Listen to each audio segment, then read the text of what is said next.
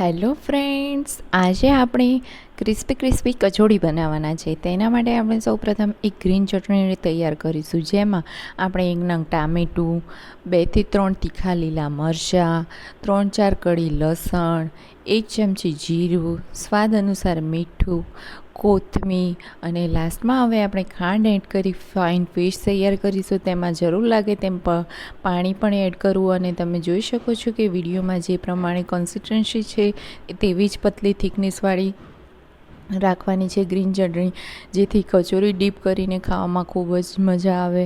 હવે આપણે કચોરી ઘઉંના લોટમાંથી તૈયાર કરી, તમે મેંદાના લોટમાંથી પણ તૈયાર કરી શકો છો. હું અહીં ઘઉંના લોટની જ કચોરી બનાવી છે, જેથી ઘઉંના લોટમાં સ્વાદ અનુસાર મીઠું અને 1 ચમચી જેટલું મોણ એડ કરી તેને સારી રીતે મસળી લઈશું. હવે ધીમે ધીમે પાણી એડ કરતા જઈ અને તેનો એક ડો તૈયાર કરીશું. આ લોટ આપણે એ રીતનો જ બાંધવાનો છે કે વધારે પડતો કઠણ પણ નહીં અને નરમ પણ નહીં.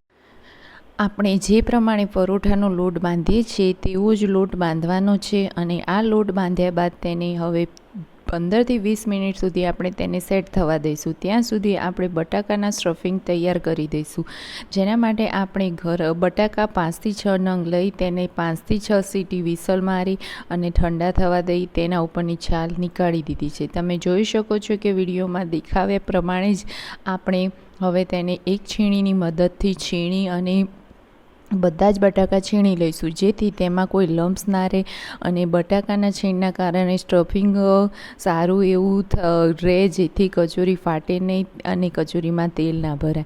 આ પ્રમાણે બધા બટાકા છીણાઈ ગયા પછી હવે આપણે તેમાં મસાલા એડ કરવાના છે, જેથી આપણો કચોરીનો ટેસ્ટ ખૂબ ખટ્ટો મીઠો આવે. તેના માટે આપણે અહીં ધાણા જીરું પાવડર, 2 ચમચી લાલ મરચું, તમે મરચાંની તીખાશ તમારા ટેસ્ટ અકોર્ડિંગ લઈ શકો છો.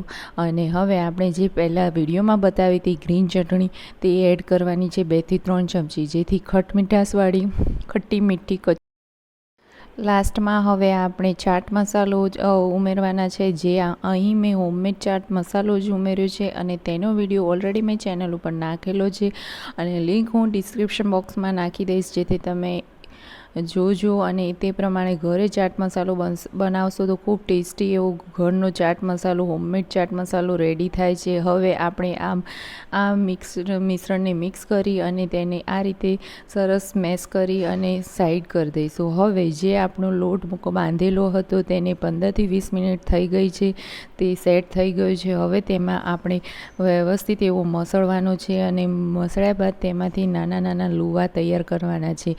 આ લુવા બધા એક જ માપના હોવા જોઈએ, એક સરખા રાખવાના છે. જો તમને ચાકુની મદદથી ફાવે તો તે રીતે પણ બધા જ એક સરખા માપના ગુલ્લા હશે તો બધી કચોરીઓ એક સરખા માપની બનશે. તમે જોઈ શકો છો ગુલ્લાને પણ વિડીયોમાં બતાવ્યા પ્રમાણે વ્યવસ્થિત મસળી અને બધા જ ગુલ્લા એક સરખા કરવાના છે. હવે આપણે કોરો લોટ લઈ તેને આ રીતે કટોરી જેવી રચના કરી અને તેમાં નીચેનો ભાગ છે તે જાડો જ રાખવાનો છે, જેથી મસાલાનું જે સ્ટફિંગ છે તે બહાર ના આવે. અને આ રીતે એડ કરી અને હાથની મદદથી આંગળીઓ વડે ઉપરનો ભાગને પતલો કરી અને ગોળ રોલ કરવાનું છે. તમે જોઈ શકો છો કે આ રીતે ધીમે ધીમે હળવા હાથે જ કામ કરવાનું છે. જો તમે ઉતાવળ કરશો તો કચોરી ફાટવાનું શક્યતા રહી શકે છે, માટે ધીમે ધીમે આ રીતે જ કામ કરવાનું છે. વિડીયોમાં બતાવ્યા પ્રમાણે ધીમે ધીમે જ કરતા જઈ અને આપણે કચોરીનું સ્ટફિંગ બહાર ના નીકળે તે રીતે કચોરી સરખી રીતે રોલ કરવાની છે. અને આ રીતે આખું ગુલ્લું બનાવી અને વધારાનો ઉપરનો ભાગ છે તે આપણે બહાર કાઢી અને હળવા હાથે ગોળ રોલ બનાવી અને ગુલ્લુને સાઈડમાં કરીને મૂકીશું. તેને એકદમ ધીમે ધીમે જ પ્રેસ કરવાની છે અને બંને હાથની મદદ વડે ધીમે ધીમે પ્રેસ કરતા જઈ અને કચોરી આપણી સહેજ પણ ફાટે નહીં તેનું ધ્યાન રાખી અને સહેજ કોરો લોટ લઈ અને આ રીતે પ્રેસ કરવાની છે. તમે વિડીયોમાં બતાવ્યા પ્રમાણે ધીમે ધીમે પ્રેસ કરશો તો તમારી કચોરી ફાટતી પણ નથી. સરસ એવી ધીમે ધીમે પ્રેસ કરતા જઈ અને કચોરી રેડી થાય છે.